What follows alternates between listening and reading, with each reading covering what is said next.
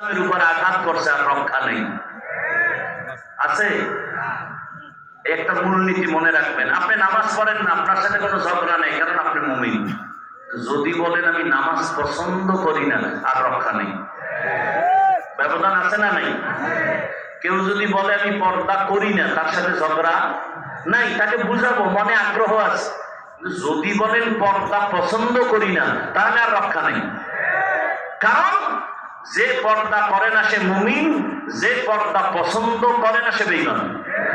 যে নামাজ পড়ে না সে মুমিন, পড়বে, কিন্তু যে নামাজ পছন্দ করে না সে বেঈমান।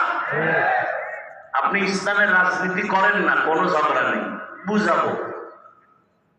কিন্তু যদি বলেন আমি পছন্দ করি না, তা আপনার সাথে কোনো আপোষ নেই। ব্যবধানটা বুঝছেন তো? আমি কিন্তু আপনাকে বলি না করতেই হবে, সোজা কথা।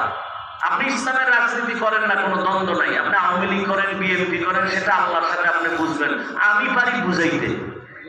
যদি বলেন আমি পছন্দ করি না, তাহলে ইমানের দাবিতে আর আপোষ করা যাবে না, তখন আর আপনার ইমান নাই। আল্লাহ বুঝার তৌফিক দান করেন।